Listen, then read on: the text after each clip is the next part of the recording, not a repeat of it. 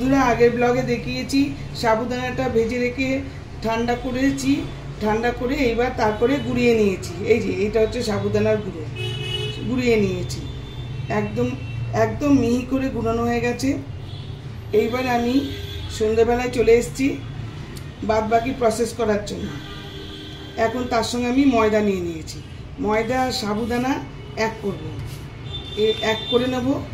করে নিয়ে এটা আমি একটা ডো বানাবো। ময়দা অল্প নিয়েছি, সাবুদানাই বেশি। সাবুদানার গুঁড়োটা ময়দা তার সঙ্গে মিক্সড করেছি। এবার এর মধ্যে নুন দিয়ে দেব। এর মধ্যে আমি নুন দিয়ে দেব, যেরকম ময়দা মাখায় আর কি। নুন দিয়ে একটুখানি মিক্স করে এবারে এর মধ্যে আমি সাদা তেল দিয়ে দিচ্ছি। পরিমাণ মতো সাদা তেল দিয়ে দিলাম।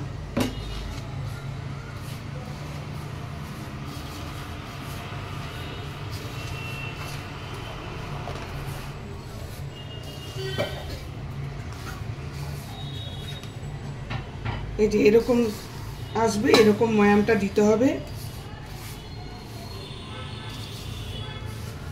দিয়ে একটা ডো বানাবো।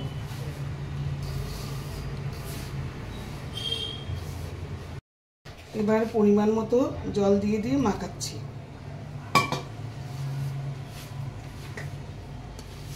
মাখিয়ে আর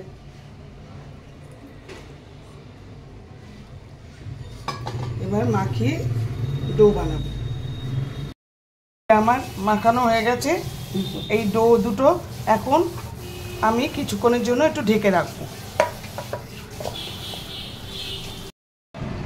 এই যে এটা এবারে 10 মিনিট রেস্ট রেখে এবার আমি লুচির আকারে এটা বেলবো। অ্যাকচুয়ালি লুচি করব, সাবুদানার ময়দা মিক্স করে লুচি। এগুলো সাইডগুলো কেটে যাবে, এটা নিয়মই সাইড কাটবে।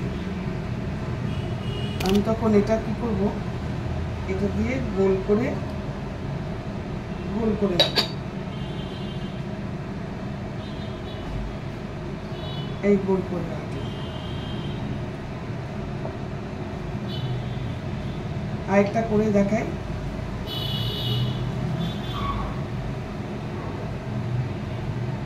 খুব হেলদি খাবার।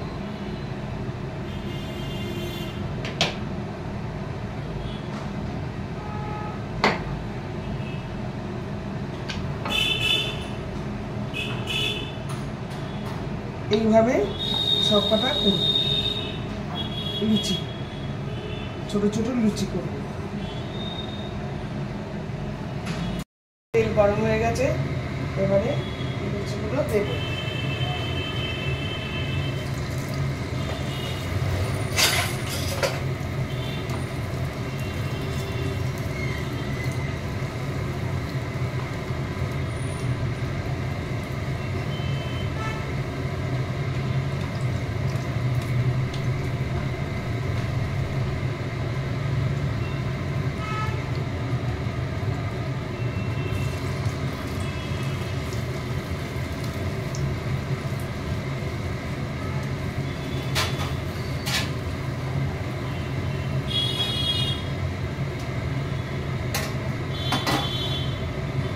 সুন্দর ফুলেছে।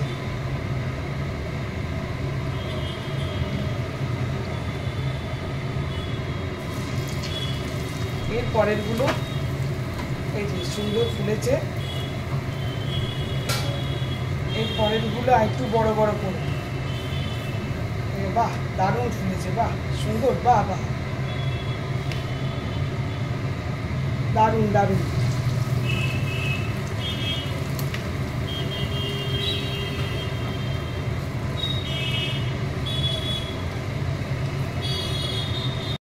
আমাদের ডিনার রেডি। সাবুদানা দিয়ে লুচি আর ছানার তরকারি যেটা সকালে করেছিলাম, আমার আগের ব্লগে দেখেছো। এইটা আজকে আমাদের ডিনার। আশা করি ভালোই লাগলো। বন্ধুরা, দেখলে তো আমার সাবুর লুচি। সাবু গুঁড়ো করে ময়দা দিয়ে লুচি ভীষণ টেস্টি হয়েছে, করেই আমরা একটা করে খাওয়া হয়ে গেছে। ভীষণ টেস্টি হয়েছে, তোমরা অবশ্যই চেষ্টা করবে, অবশ্যই ট্রাই করবে। ভীষণ ভালো খেতে হয়েছে। সাইডগুলো কিন্তু ফেটেই যাবে, তোমরা গ্লাস দিয়ে ওটাকে মানে মাঝখান দিয়ে কেটে দেবে, তাহলে সাইডগুলো খড়খড়ে হবে না, ভালো লাগবে দেখতে। আমি ওইভাবেই করলাম। ভালো লাগলে লাইক, শেয়ার, কমেন্ট করবে আর ফলো অবশ্যই করবে। Thank you for watching. আমি শীঘ্রই আসছি আরেকটি ব্লগ নিয়ে।